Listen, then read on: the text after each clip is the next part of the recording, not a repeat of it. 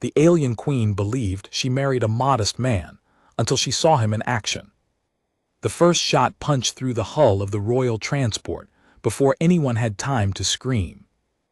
Lyrel grabbed the armrest of her ceremonial seat as the ship lurched hard to the left. Smoke curled from a panel near the entrance corridor, and the overhead lights flickered twice before dying completely, replaced by the cold red glow of emergency strips.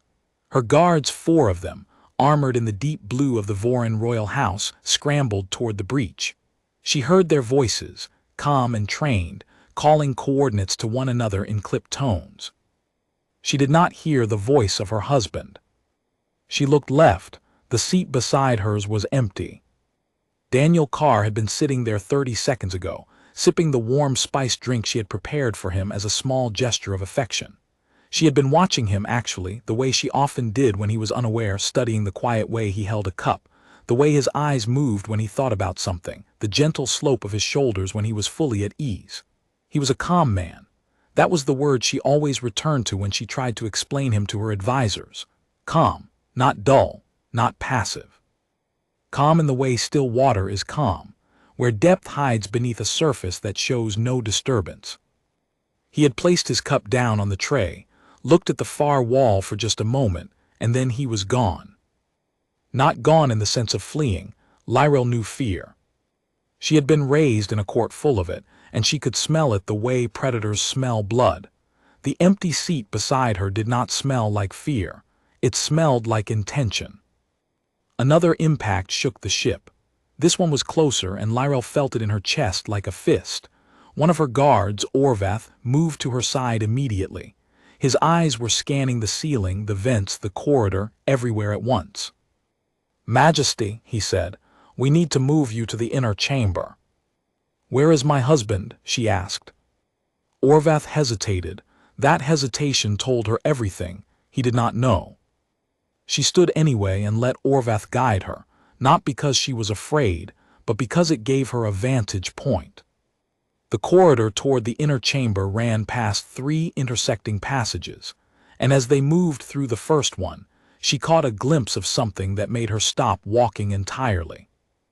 At the far end of the second passage, 2 of the attackers, she could see them clearly now, in matte black armor with no markings, professionals, had cornered one of her junior attendants against the wall. They moved with the efficient ease of people who had done this many times. They were not speaking. They had no interest in speaking. They had not yet noticed the shape that came down from the overhead service hatch above them. Daniel landed without sound. His feet touched the floor the way a leaf touches water. His right hand moved once, and the first attacker folded. His left hand came up as the second turned, and there was a short, controlled exchange that lasted perhaps 2 seconds. When it was over, both attackers were on the floor and Daniel was already pulling the attendant, a young Vorin girl named Esha, who had only joined the royal staff 6 weeks ago, away from the wall and toward a safer alcove. Lyrel stood in the corridor and did not move. Orvath, beside her, had gone completely still as well. Daniel looked up the passage and found her eyes immediately, as though he had always known exactly where she was. He said nothing. He gave Esha a short, firm instruction in the common dialect, pointed her toward the inner chamber, and then turned back to the corridor ahead as though he were checking a list of tasks he still needed to finish. Lyrel had known on some intellectual level that her husband had a past. He had told her as much quietly on the 3rd night of their courtship.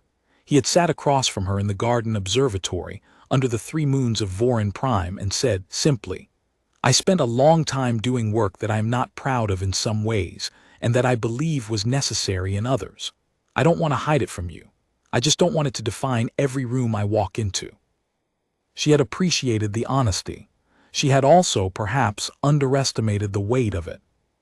The man she had married was modest.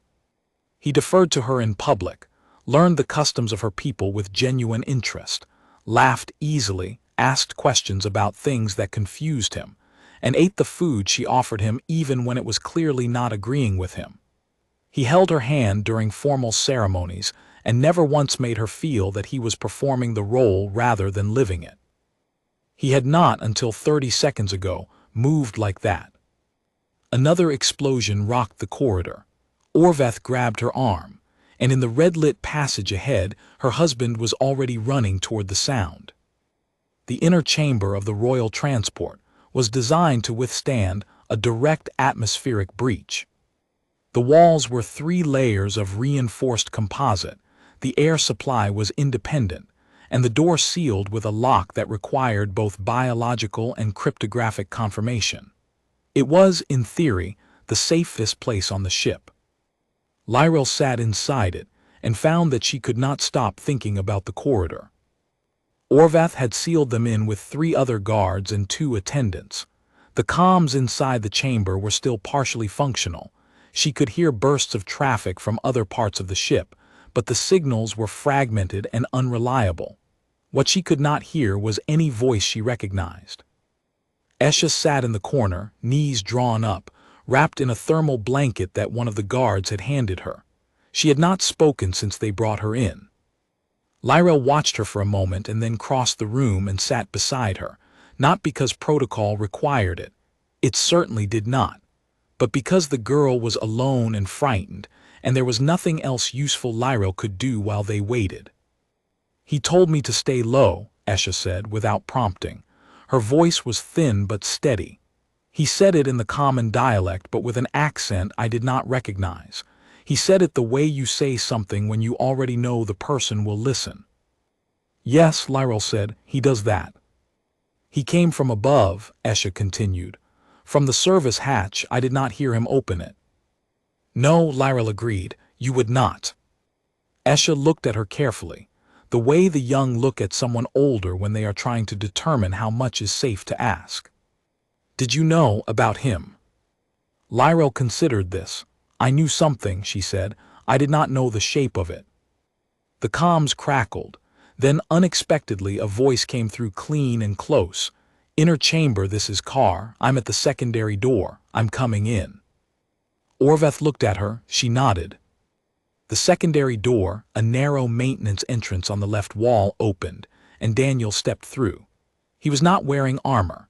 He was wearing the same simple travel clothes he had put on that morning, a gray shirt and dark trousers, practical and unremarkable. His left sleeve was torn at the shoulder, and there was a smear of something dark along his forearm that he had made no effort to wipe off. He looked around the room once, the way someone looks when they are counting and assessing, and then his eyes found Lyrel. "The forward section is clear," he said. 3 hostiles down in the engine corridor. The captain is alive. 2 of her crew took injuries, not critical. Whoever planned this underestimated the ship's internal layout. They came in expecting a linear defense and got a maze instead. Orvath straightened. "How many total hostiles?" 9 came aboard," Daniel said. 7 are accounted for. 2 pulled back toward the docking collar when the second group went quiet. I think they're deciding whether to run or push." He glanced at the sealed main door. "If they push, they'll try the main corridor first. I'd rather not let them get that far." "You cannot go back out there," Orvath said. It was not quite an order. Orvath was not the kind of man who gave orders to people he was not certain he outranked, and something in the last 10 minutes had clearly complicated his understanding of that hierarchy. Daniel looked at him with an expression that was not unkind. "I know this feels wrong to you," he said. "I know in your training the protected person stays protected and the guards do the protecting. I'm not trying to undercut that. But those 2 are going to make a decision in the next 4 minutes, and I'd rather be ahead of it than behind it." He looked at Lyrel again, and his voice shifted, still calm but softer. "I'll be back. Lock the secondary door after me." He was through it before she could answer. She stood there for a long moment after the door sealed. Then she walked back to the seat beside Esha, sat down, and folded her hands in her lap. Her training as a queen was extensive and covered a broad range of difficult situations. It did not, specifically, cover this feeling. It was not quite worry. She was worried, yes, but worry was only the surface of it. Underneath was something that had no clean name in the Voran language. It was the feeling of watching someone you thought you understood reveal an entirely new dimension, and realizing that the new dimension does not contradict everything you knew, it explains it. The calm, the quietness. The way he was never startled by anything, never thrown by sudden changes, never rattled by the unexpected courtly crises that sent her advisors into visible distress. She had thought it was temperament. She had thought he was simply a man of even nature. She understood now that he was a man who had learned, long ago, to hold very large things very quietly. The comms crackled once, then twice. Then Daniel's voice came through again, brief and unhurried. Both secured. Forward section is clean. You can open up. Orvath released a breath he had clearly been holding for several minutes. Lyrel said nothing. She was thinking about the garden observatory under the 3 moons and the way Daniel had looked when he told her about his past.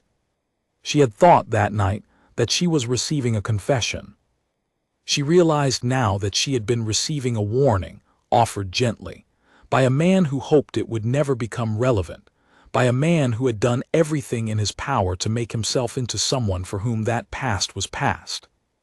He had very nearly succeeded. The ship docked at the station at meridian point 6 hours later than scheduled, with a repair crew from the nearest Vorin outpost already waiting at the collar. The captain, a compact, precise woman named Sira Hollies, who ran her crew with a kind of energetic efficiency that Lyrel had always admired, was on her feet and giving orders within 20 minutes of the all-clear, despite a bandaged hand and a split in her upper lip that had not yet been treated. Lyrel stood at the edge of the docking bay and watched the crew work. The station's security director, a heavyset Vorin man named Drev, was already cataloging the bodies of the hostile boarders with a team of forensic specialists. 3 of the 7 were in the forward corridor. 2 were in the engine passageway. 1 was in the secondary cargo bay. 1 was in a utility crawlspace near the ship's water recycling system, which had given even the forensic team a moment of confusion. Daniel was standing near the captain, speaking to her in a low voice. Lyrel could not hear what they were saying. She watched the way he stood, easy, unhurried, the same way he stood when he was browsing the morning news on his reader or waiting for water to heat in the ship's small kitchen. Captain Hollies was nodding, asking something, nodding again. Whatever he was saying, she was receiving it without apparent surprise, which told Lyrel that the captain had formed her own assessment during the last few hours. Orvath appeared at Lyrel's left shoulder. He was a man who had served the royal household for 11 years without ever offering an unsolicited personal opinion, and so when he spoke now, she understood that something had shifted in him too. "I reviewed his entry record," Orvath said quietly. "When he came to Vorin Prime, the file was flagged by our intelligence office, but the flag was subsequently cleared. The clearance notation referenced a cooperative arrangement with the Terran diplomatic authority." "You're telling me our intelligence office knew," Lyrel said. "The clearance notation is 18 months old," Orvath said. "Before the courtship, someone in the intelligence directorate knew what he was and chose not to brief the royal household." Lyrel considered this. "I will want a full accounting of that decision." "Yes, Majesty." "But not today," she said. "Today I want you to make sure that Esha is seen by the ship's medic and given whatever she needs to feel safe." "Already arranged," Orvath said. He paused. "He asked me to make sure of it before he got off the ship. He asked me specifically about her by name." Lyrel looked at him. "He remembered her name," Orvath said, with something that sounded almost like wonder. In the middle of all that, he remembered a junior attendant's name. Lyrel looked back at Daniel, still talking with the captain, still completely unhurried, still entirely himself. She had married him because he made her feel, for the first time in her adult life, that she was speaking to someone who had no interest in what she could offer him, or what her position could do for his ambitions. She had married him because of the way he listened, not performing attention, but actually listening, tracking, caring about what she said in a way that made her feel like the conversation mattered rather than the status attached to it. She had married him because he was honest in the quiet, effortful way that people are honest when it costs them something. None of that had changed, not a single piece of it. What had changed was her understanding of what it had cost him to become that person. How much work it had taken. How long a road he had walked to get from whatever he used to be to the man who stood in a ship's kitchen making her spiced drinks and asking about the history of the Voran moon festivals with genuine curiosity. She walked across the docking bay toward him. He saw her coming and turned to face her, and for just a moment, barely a flicker, quickly composed, she saw something uncertain in his expression, as though he was not entirely sure what he would find in her face when she reached him. As though this was the part that had always frightened him more than anything that had happened on the ship. She stopped in front of him and looked at him for a long moment. "You have blood on your sleeve," she said. He glanced down. "I know. I was going to change before we docked, but things got a little busy." "I want to talk," she said.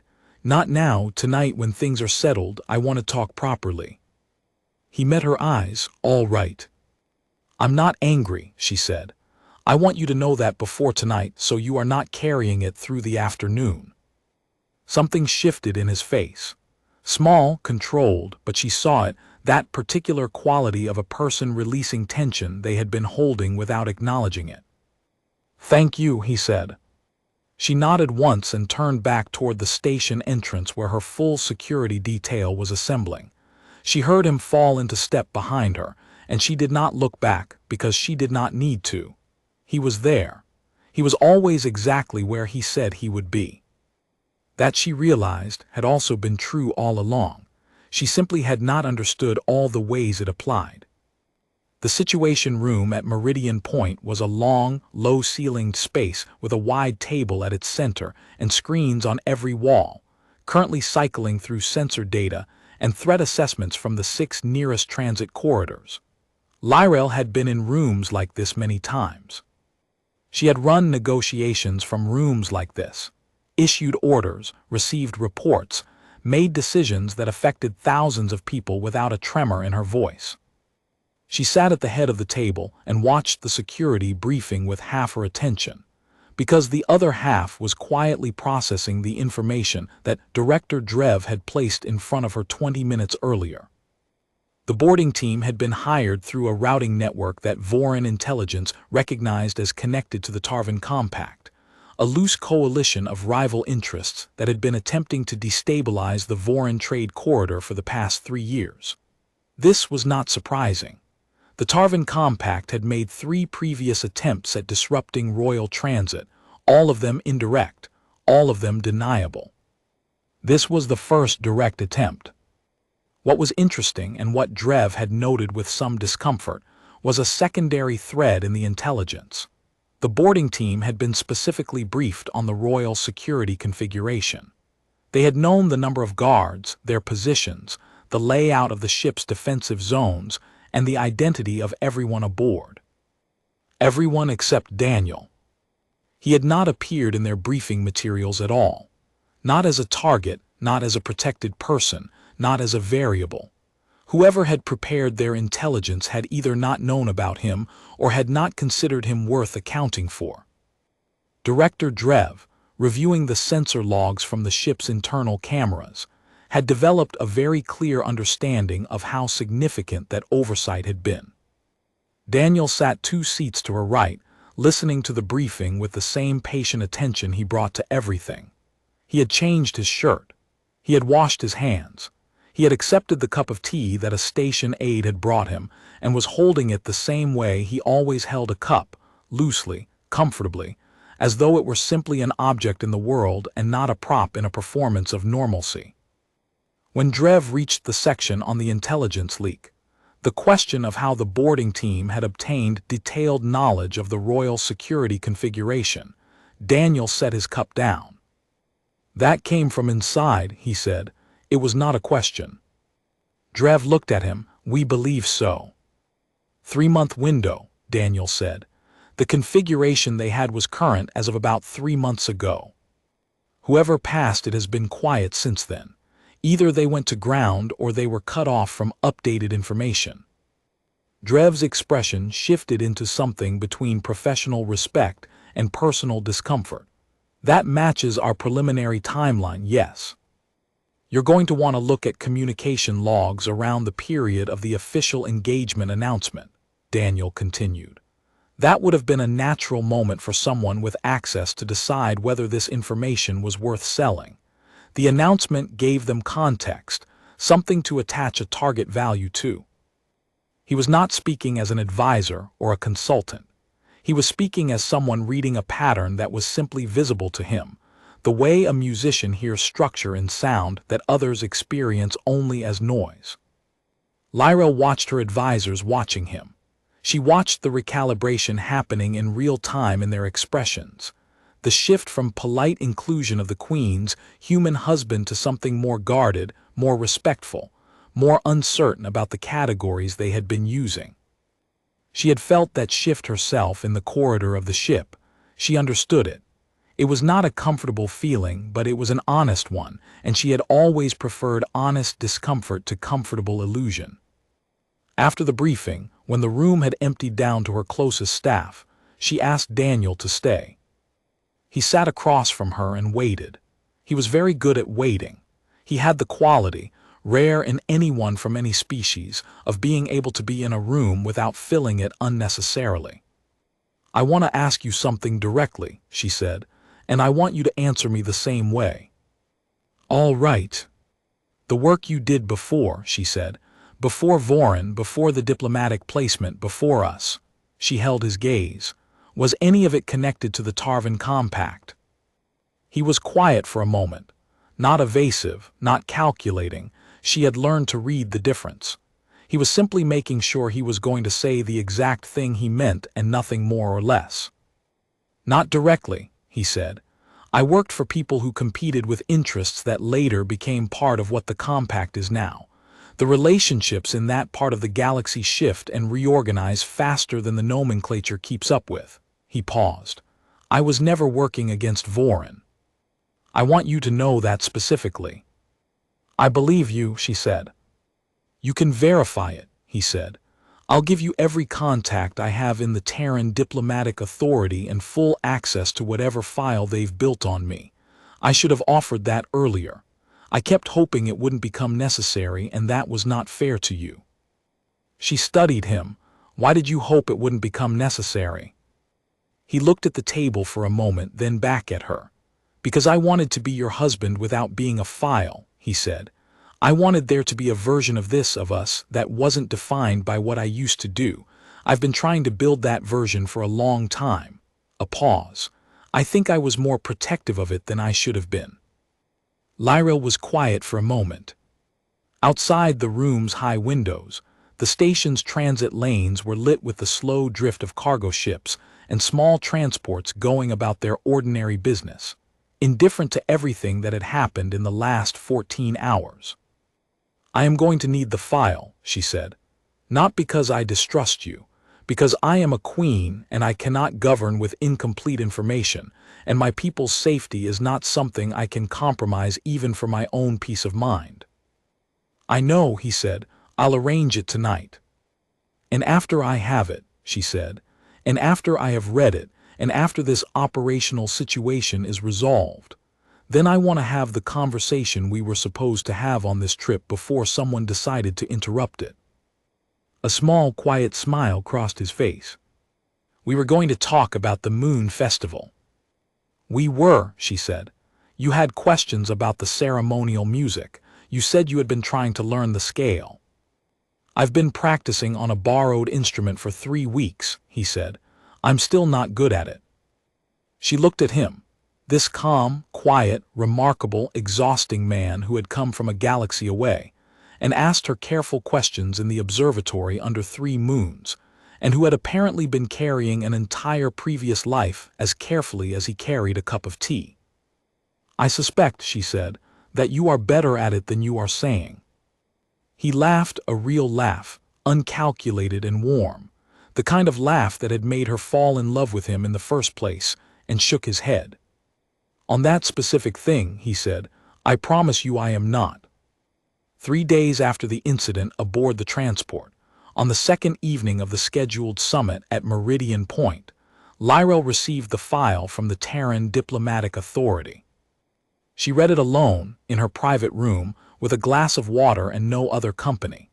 She had asked Daniel to give her the evening, and he had given it to her without question, going to dinner with 2 of the junior diplomatic staff and a delegation official from the outer corridor systems, apparently perfectly comfortable spending an evening, making polite conversation with strangers while his wife read the documented history of his previous life. The file was 140 pages long. She read all of it. Some of it she had inferred. Some of it she had suspected. Some of it surprised her, not in the sense of contradicting what she knew of him, but in the sense of adding weight and context that changed the proportions of things. He had been very young when it started. He had worked for an organization that existed in the gray space between government sanction and independent operation, doing the kind of work that governments need done but cannot officially acknowledge needing. He had been good at it. The file made that clear, with the flat, clinical language that operational documents use when they are recording exceptional performance. He had left eventually. The file documented the leaving too, which was the part she read most carefully. He had left over a specific incident, the nature of which was summarized in a single dense paragraph that she had to read 3 times. He had refused an order. He had refused it on grounds that were not strategic but ethical, in a context where ethical objections carried real professional cost, and he had accepted that cost without visible hesitation. After that, there was a gap of 2 years in the file, the quiet years, she understood, the years during which he had apparently been doing nothing remarkable enough to document. And then the diplomatic placement on Vorin Prime, arranged through a mutual contact who had known him before and who had vouched for him to the Terran Diplomatic Authority with a letter that the file included in its appendix. The letter said, in part, that the author had known Daniel Carr for over a decade, and that in that decade Daniel had changed significantly in ways that people who do not believe change is possible would find difficult to credit. It said that he was not a reformed person in the performative sense, but in the deeper, quieter sense of someone who had done the slow interior work of becoming different. It said that the author believed, genuinely, that Daniel had earned whatever ordinary life he was trying to build. Lyrel sat with the file closed in her lap for a long time. She thought about the corridor on the ship and the way he had moved.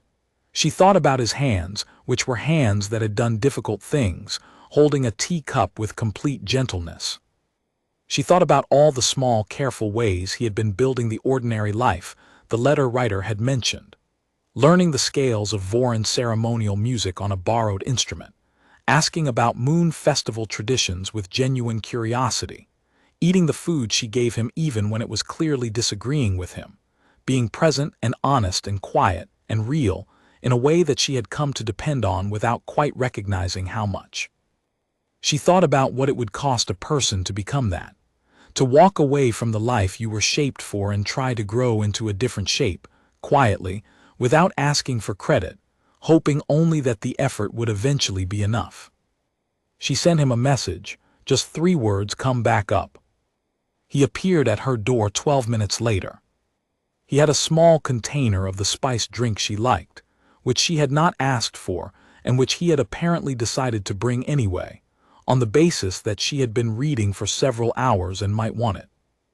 She looked at him standing in the doorway. "Sit down," she said. He sat across from her, as he had in the Situation Room, as he had in the observatory under the 3 moons, easy and patient and waiting. "I read the whole thing," she said. "I know. I want to ask you about the incident in the summary paragraph," she said, "not to interrogate it, not because I am uncertain about you, but because I think it is important and I think you have probably not talked about it enough." He was quiet for a long moment, then he nodded slowly. "All right," he said. "I'll tell you about it." And he did all of it, the way it had happened and the way it had felt and what it had cost him and what it had given him, and the way it had rerouted his life into a direction that had eventually led him, improbably, to a garden observatory on Vorin Prime, sitting across from a woman who was asking him real questions and listening to the answers with the kind of attention that made him feel, for the first time in a very long time, like the version of himself he was trying to become was the version that actually existed. He talked for a long time. She listened the whole way through. Outside, the station hummed with its ordinary business, traffic and trade, and the thousand small activities of 1,000 ordinary lives. Inside, two people sat across from each other in a quiet room and did the difficult, sustaining work of genuinely knowing one another. When he finished, she poured 2 cups from the container he had brought, pushed one toward him, and lifted hers. "I want to tell you something," she said. "All right." "I do not love you despite what I read tonight," she said. "I love you including it, all of it, the long road, the work it took, the things you walked away from and the things you carried with you. None of it is separate from you.